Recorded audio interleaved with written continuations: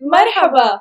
اليوم رح نثبت إنه بتقدروا تعملوا لعبة كاملة أو شبه كاملة بأقل من أسبوع، ورح نورجيكم كيف لعبتنا تحولت من هيك لهيك.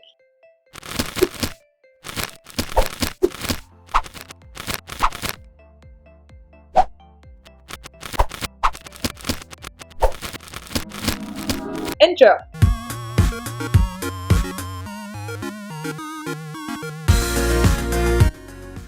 اليوم رح نشرح لكم كيف شاركنا ببركز جيم جام. صراحة ما كنا مخططين أبداً لأنه كان عندنا انشغالات وأشياء عم نعملها، بس حكينا بنعمل جوين فرضاً لأنه يمكن يعجبنا أو يصير عنا فضول نروح نشوف الثيم. فعلياً هيك صار. تاني يوم عيد كنا ملانين فدخلنا وشفنا الثيم، كان هو ديواين. صراحة تحمسنا كتير، خطرتنا كتير أفكار. وقتها وقفنا كل المشاريع الجارية وحكينا خلص لازم نعمل لعبة نكون حابينها عن جد. أول شي خطر في بالنا هو فعلياً يوتيوب ريواين، بس بعدين لما فكرنا أكتر فكرنا بكل الأفعال بالعكس، كيف الناس بيمشوا بالعكس، كيف الأشياء بتصير بالعكس. ولأنه كنا هلا رح نتغدى فكل اللي خطر في بالنا هو أكل عم بيتم تحضيره بالعكس، فكان الخيار هو برجر بدك تفكه.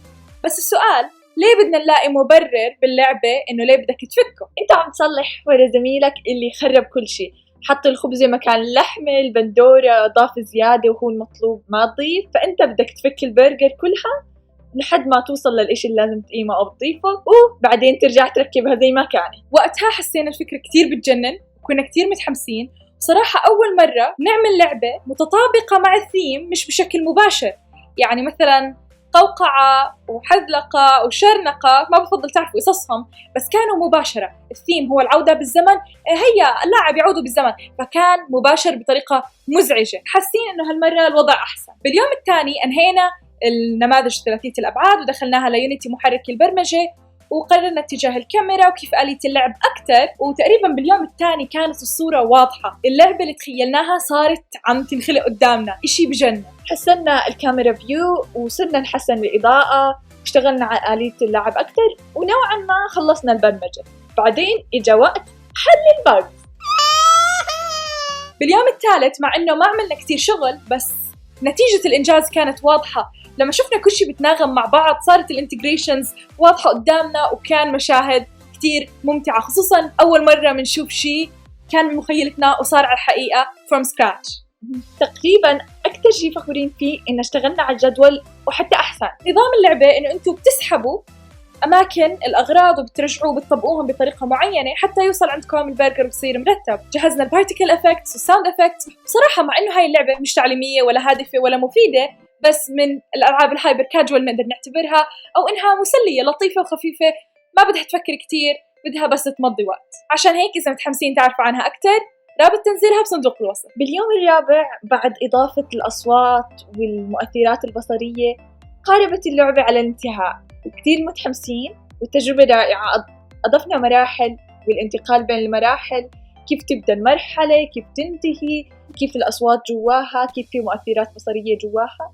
كل هاد لما يشتغل مع بعض بيطلع تناغم وإشي بجنن جد. المشاكل اللي بتطلع عندكم أثناء صناعة اللعبة هي لا نهائية. انتوا فعليا ما بتكونوا عم تعملوا لعبة، انتوا عم تكونوا عم بتصلحوا الأخطاء اللي صارت وانتوا عم بتحاولوا تعملوا اللعبة. أحلى شيء وفعليا أسوأ شيء إنه بتطلع المشكلة أول مرة لما تجربوا اللعبة، فأنتوا بتجربوها مرة تانية عشان تشوفوا معلومات أكتر، تحاولوا تحلوا المشكلة، تشوفوا هاي الأشياء. ما بتطلع المرة الثانية ولا الثالثة ولا الرابعة ولا حتى الخامسة، بس لما يجي حدا يجربها مثلا زي شام تضرب اللعبة كلها، مش بس المشكلة اللي لقيتوها قبل بيطلع غيرها كمان. شام محترف بهاي الأشياء. هذا دليل على إنكم. أكثر شيء كمان كنا سعيدين فيه إنه طوال مرحلة التطوير سواء التصميم أو البرمجة كنا بنفس الوقت عم بنطور بوثيقة اللعبة أو الجيم ديزاين دوكيومنت.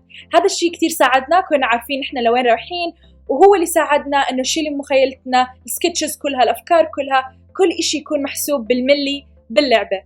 فكل شيء كان مخطط له، وهذا الشيء فخورين فيه.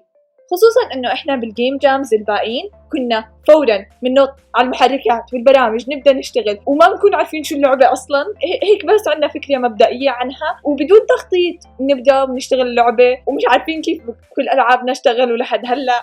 وهي أول مرة المفروض اللعبة تكون شغالة وعادي إنها تكون شغالة. وبنص الموضوع جنى أصلا شو كانت الإمكانية، كيف كنا نشتغل، إحنا شو كنا بدنا اللعب يعمل أصلا، شو كان الهدف من اللعبة. ففعليا بنوصل آخر يوم ونحن هلا بدينا نكتشف شو الهدف من لعبتنا، أو معلومات بسيطة لو كنا من الأول عرفناها وكانت واضحة قدامنا كان سهل علينا الشغل لقدام. هلا احنا بانتظار نسمع افكاركم، كيف شايفين هاي اللعبة ممكن تصير احلى، وشو متوقعين تشوفوا بالفيديوهات الجاي. كمان شو المشاكل اللي واجهتنا اثناء صناعة هاي اللعبة. صراحة كان في كتير مشاكل زي كل الالعاب، يعني هذا المنطق الطبيعي للالعاب، بس من ابرزهم هو مشاكل كسلية بالبرمجة. يعني هو عندنا باللعبة يا بتقيم شغلة يا بتحطها، يعني بيكون مكتوب فوق add onion مثلا، ضيف بصل، أو remove onion، قيم البصل. فإنه تقيمه إشي طبيعي زي الميكانيكية اللي مبرمجة من قبل، بس إنه تحطه كانت هون هي المشكلة.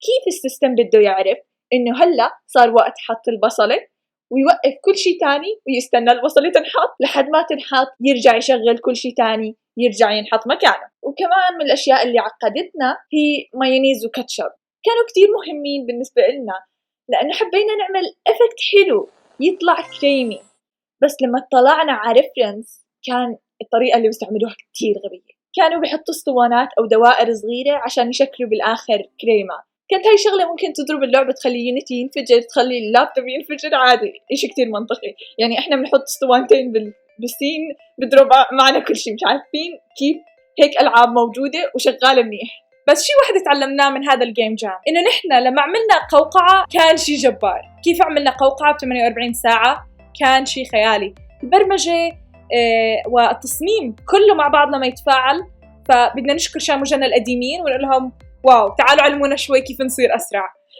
هاي المرة خصوصا إنه منشارك بعد 6 أو 7 أو 8 أشهر عن انقطاع عن الجيم جام، حسينا حالنا زي كأنه أول مرة منشارك، كنا ناسين كيف نشتغل تقريبا. يعني حسينا إنه في فراغ بنصف الشاشة، عشان هيك قررنا إنه نضيف واجهة تكون قدام المقلاية أو قدام الفرن وتعطي حركة، وبرا كان في شجر بتحرك وهيك.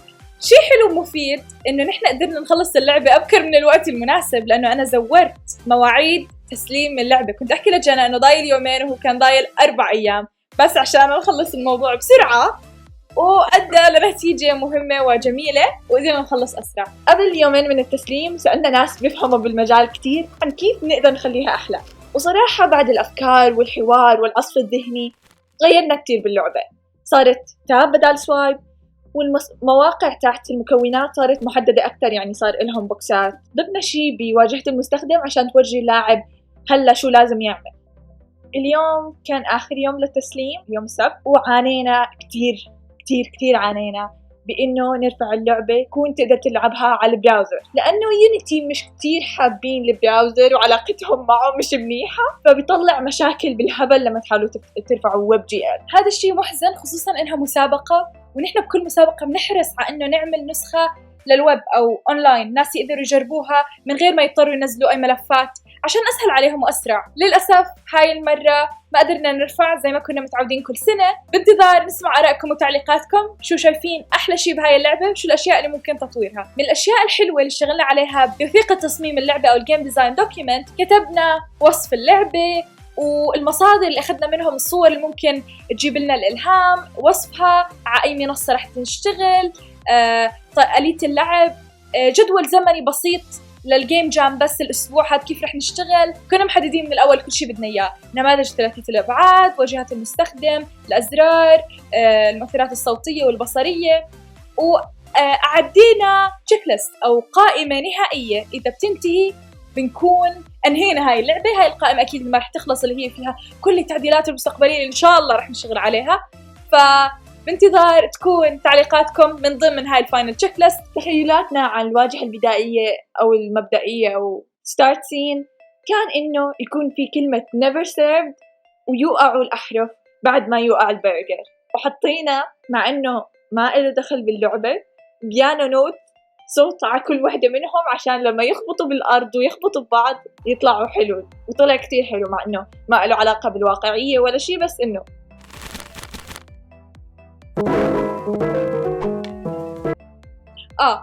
وبنهاية اللعبة كمان حطينا إنه served، هيك زي حدا بيختم لك إنه قدم الطلب، فحسينا إنه بتطلع حركة لطيفة.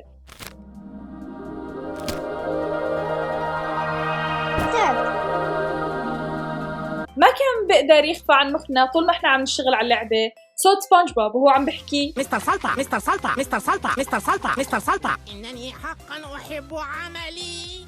الايكون كيف اشتغلنا عليها؟ رحنا جبنا البرجر عملناها شفافة، حطيناها وراها قعدنا نبدع نطلق طفولتنا. تعرفوا هدول الالوان مثلا بطريقه عشوائيه هيك فعليا جبنا الوان قوس قزح هيك لوناهم بطريقه عشوائيه وفوقهم هيك حطينا بالعكس الوان شيء ابدا مش منتظم، بعدين هيك دمجناهم مع بعض وبس. كانت هاي الايكون الناجحه جدا.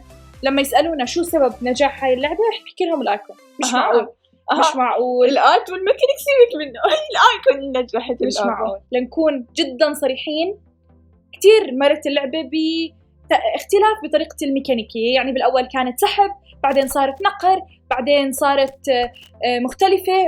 فوق ما بكتب لكم كلمة بحط لكم صور. نحن أكتر نسخة حبيناها هي السحب، بتحس حالك عم تنجز أكتر من ما إنك هيك تكبس عليهم، وحسينا فيها satisfaction أو ارتياح من نوع معين. كمان من أحلى اللحظات هو لما ندخل النماذج ثلاثية الأبعاد لمحرك يونيتي. هذا الشعور عن جد بيكون خيالي، هيك منحس دبت فيهم الحياة مع نوع الإضاءة وكل إشي، ومنحس إنه هلا بدي الشغل الحقيقي. بس هيك سلام. المشاكل اللي بتطلع عندكم أثناء عمل اللعبة هي اللانهائية حرفيا. انتوا ما بتكونوا عم بتطوروا لعبة، انتوا بتكونوا بس رجاء امشي لبر الأمان من غير ما تخربي. هي بتكون عم تفكفك القطع بالنص وانتوا لاحقين وراها تلملموا وراها القطع عشان تشبيه. واو. هاي الصورة الفنية بدي أعرف.